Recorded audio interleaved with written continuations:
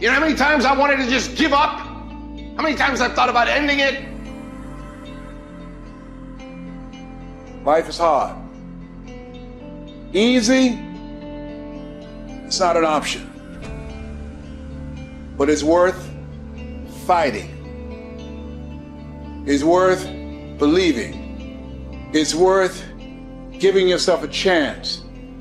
It's worth mustering yourself up, standing up inside yourself. It's worth fighting relentlessly, never giving up.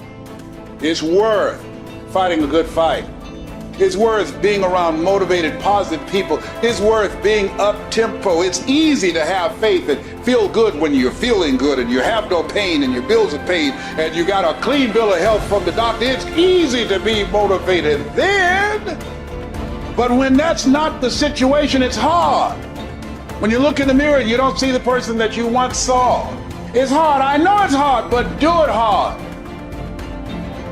You got to go all the f in. When there's a will, there's a way, and there's always a way. When you're committed, you don't care about the facts. You don't care about the odds. You don't care about the opinions of others. The only thing you care about is making it through to the other f***ing side. No matter what it takes. You just got to keep searching, keep fighting, keep hammering, keep failing, keep trying, keep getting back up again, and stop at nothing to reach it.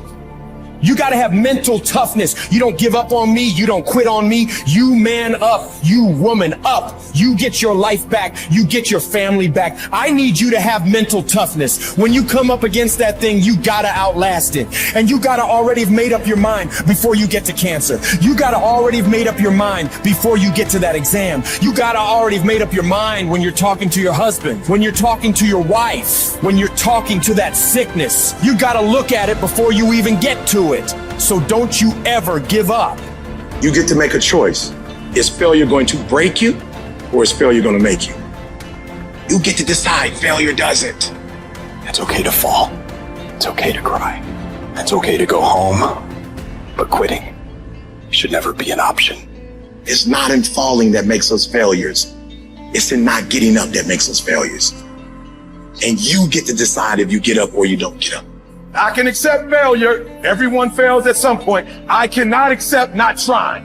I don't feel rejected. I tried. How do you feel rejected when you try? The person who didn't try should feel rejected. The person that didn't try should feel defeated. I tried. I don't feel rejected. I feel good about myself. I don't feel bad. I gave it 120%. You can't never feel bad when you put forth 120%. You can't let the outcomes make you feel whack. I'm not whack. I'm a warrior. I'm a problem solver. I'm not soft. I'm not weak. I don't quit. I don't give up. I don't surrender. I don't always win, but I always try.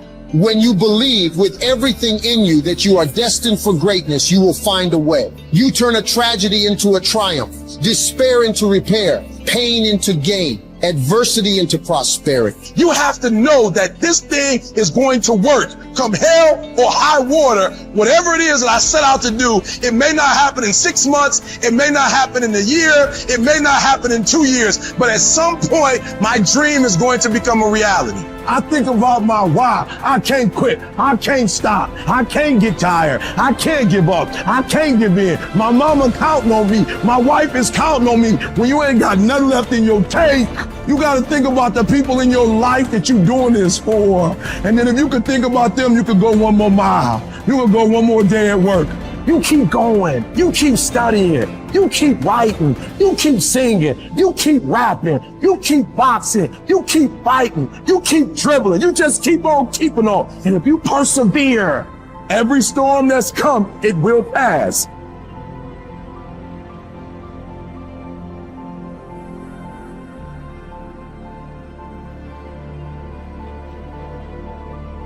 Do you know abundance is our birthright? Abundance is our birthright, and everywhere you look, you see abundance. Everywhere you look. There's an abundance of leaves on the trees. There's an abundance of snow in the ground. There's an abundance of water in the universe. There's an abundance everywhere you go, and you and I have the ability to create an abundance. Now you take nothing with you, you'll never own anything. You arrive with nothing, you're going to leave the same way. It's like somebody said, you come in with no hair and no teeth, no money, that's the way you leave. But while you're here, you can enjoy an abundant life. You can have all of whatever it is you want, but you have to earn it. Now, what would abundance be in your life? What would abundance be? To one person, it may be different than to another. But understand this, it all starts in our mind. Most people are letting what they have now control how they see themselves. They let their bank account control them. They let the friends they have control them. They let their conditions or circumstance control. That's not where we want to go. We want to go inside.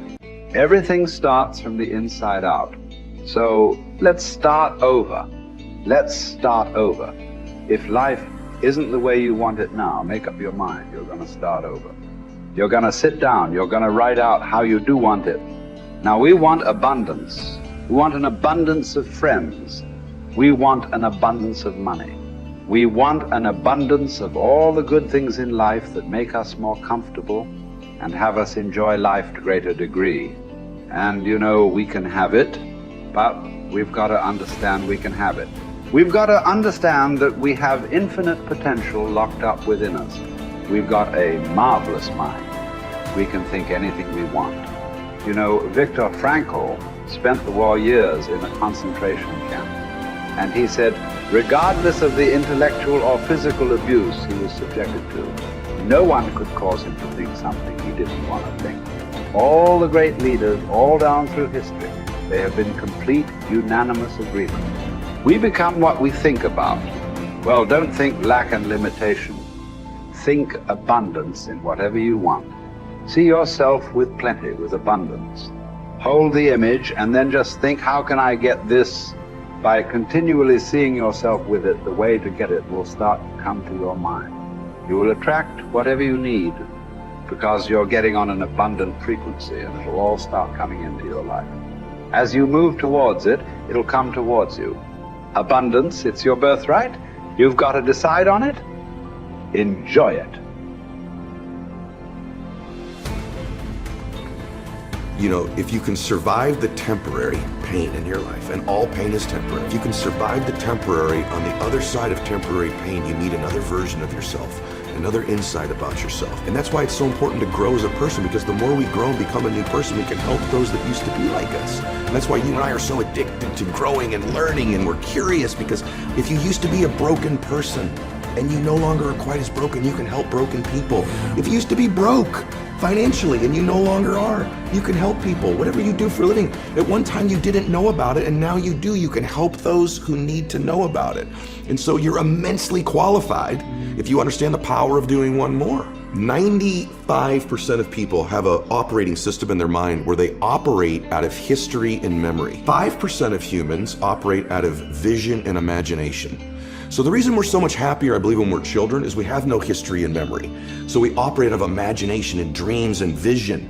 But at some age, some people it's 5 years old, some it's 8, some it's 18, some it's 28, they create a history, and that history then becomes the operating system. So even if they take on a new behavior or tactic, they're operating out of a pattern of thought and belief that's historic and memory-based. And so the number one thing I would say is begin to operate out of your imagination again, out of your vision again. Create from that place. If you create from that place, now you're not tied to the result in that moment. You're giving yourself space to imagine and create something new in your life. You're the product of who you hang around. Wow. How do I know if they serve me or not?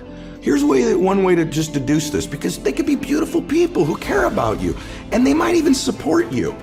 But when you're with them, what are you ever have those friends you're with them, you're like, you remember when, you remember that party, remember that thing? Yeah. And if your friends are constantly bringing you to the filtration system of memory and history all the time, think this through.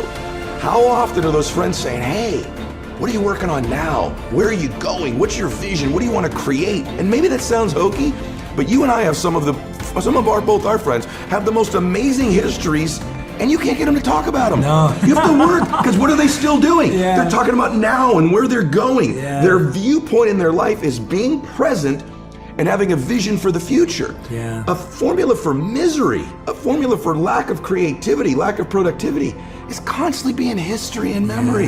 Even if it's good, it doesn't serve us. And for most of us, it's not good. And we keep living from it or trying to move away from it. Create a new future. Don't move away from the past. Create a brilliant, imaginative, curious, vibrant vision for your life. Love for something is in the present moment also, right? Love is not just for the past. And it's funny how important one day is, man. When my dad got sick, my dad got cancer. When he first got sick, he goes, hey, my dad was a dude. He goes, look, I'll fight this one time. Okay, I'll do your little chemo and your surgery, but I'm not gonna pour poison into my body. I'm not gonna lose my hair. I'm not gonna deteriorate. I'll give this thing a shot once. If it doesn't work, I'm out. That led to 8 years of him fighting it. Chemo, radiation, proton therapy, surgery, chemo, experimental chemo, and he did lose his hair and he was in pain. And I'd say to my dad, I say, Dad, you're suffering so much. You said you wouldn't suffer. He said, no, Eddie, I'm in pain, but I'm not suffering. I choose not to suffer. And I'm not suffering because I get to see my grandkids again. And I said, Dad, why are you doing this? And he said, you only understand the power of one day when you're threatened with never having another one. I'll do anything for one more day. Get to be with you one more time. Give your mom a kiss one more time. Maybe I'll see one of my granddaughters get married. And he goes, I'll do anything for one more day. And when we begin to think of our life that way, the power of right now and having one more moment and one more minute is so beautiful. It's so blessed. It's so big. It's so amazing. Why would we spend that minute in history? Why would we spend that minute in the past when we could be fully present and creating the future?